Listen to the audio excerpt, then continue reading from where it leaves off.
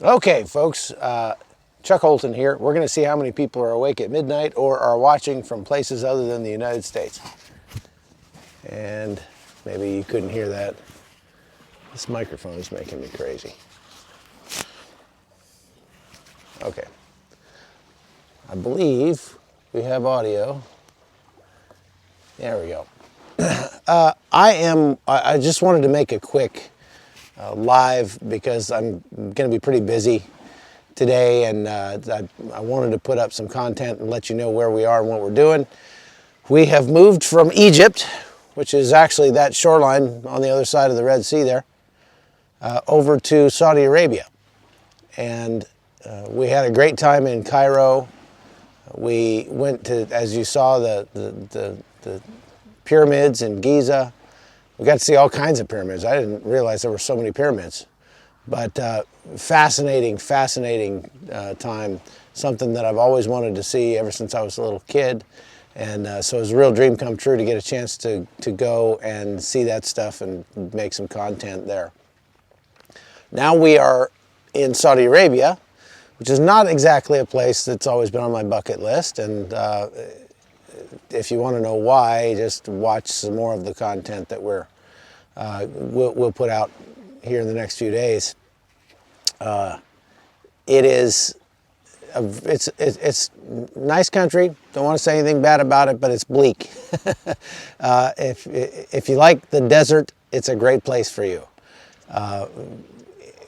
We flew into Tabuk, which is a city I didn't even know existed until we bought the tickets to go there. It's on the kind of northwestern part of Saudi Arabia. It's it looks like the suburbs of Las Vegas out there, just desert. The only thing is there's not a ton of mountains in that part of Saudi Arabia. As we drove yesterday, we drove about 2.5 hours down to the Red Sea. We passed through some pretty amazing mountains. Hi, Terry and Bob.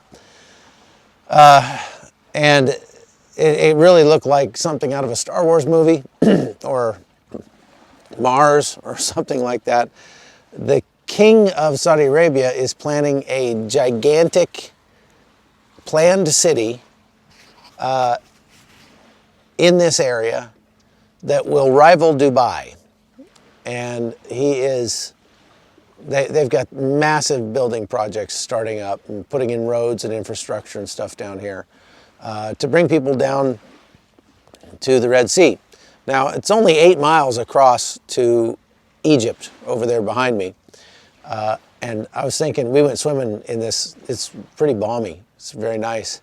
We went swimming yesterday, and I feel like I could probably swim across to that. I'm not a great swimmer, but if I had to, I could probably swim across that. Fortunately for the children of Israel, they didn't have to swim across because God parted the waters of the Red Sea right near where I'm sitting, and they walked across on dry ground, the Bible says. So we are here in Saudi Arabia to make a small documentary about that.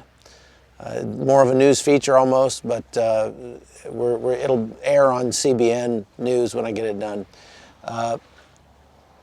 We went to see the site of the crossing yesterday. It's just about 20 minutes south of where I'm sitting. Fascinating to see how perfectly it fits the biblical narrative. And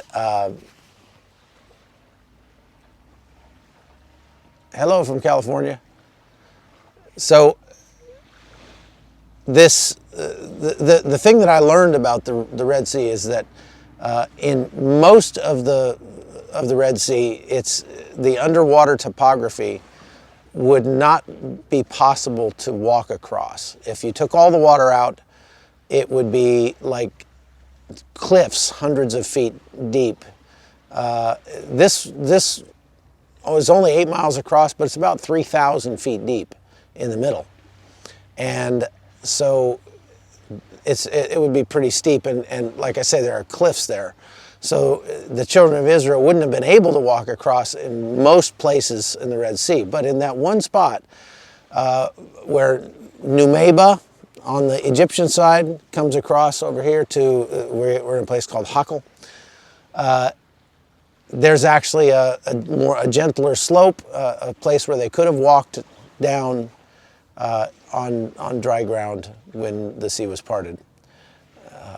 And there have been in the 80s and 90s some discoveries of chariot wheels and things like that. Some even encrusted in gold or gold plated, whatever, in that area by scuba divers. Of course, if it's 3,000 feet deep out there, you're not going to scuba dive down that far. So the majority of the Egyptian army is probably still down there very deep. It would be a very fascinating expedition to bring a ROV out here and take it down to the bottom of that channel and see what's down there. But there have been some artifacts found that are consistent with the biblical narrative. Today we're going to go to Mount Sinai.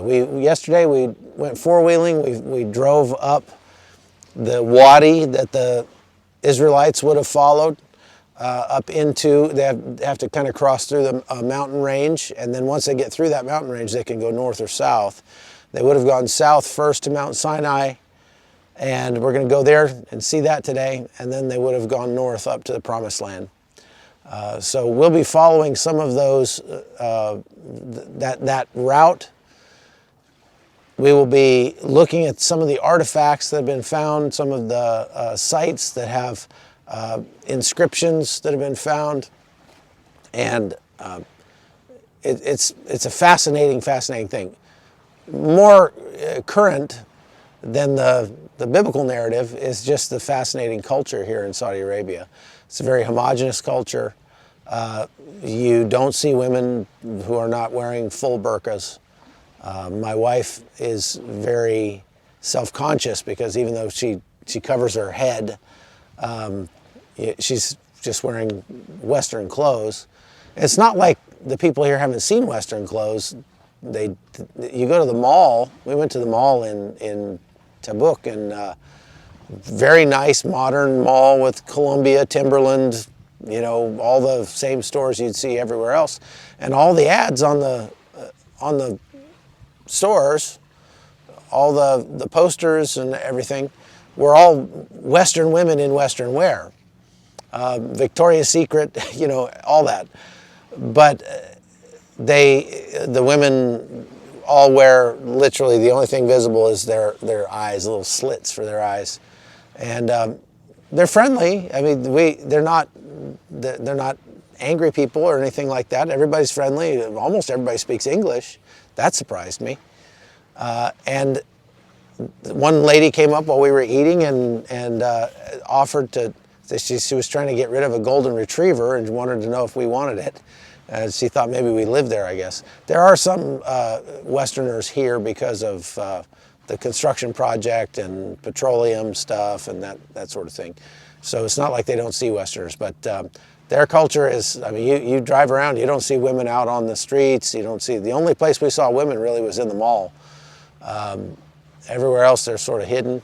Last night when we went to dinner, it was after dark and we parked by the restaurant and we were going to get out and go right into a private room in the restaurant. And so Connie said, well, I'm not going to wear my head covering. I said, what's the big deal? I go, I can walk into the restaurant. She no sooner got out of the car than about 15 boys came out of the restaurant across the street and just went crazy, just, because she didn't have a head covering on. It is definitely an eye-opening experience for my wife. She's not been to the Middle East a lot before other than Israel. And so, this is pretty fun. So anyway, thanks for watching. I just wanted to do a quick update. I'll have more content for you from our travels. We're going to be here for 4 or 5 days in Saudi Arabia, and then we're off to Armenia after that. So stay tuned. I'm Chuck Holton. Thanks for watching The Hot Zone.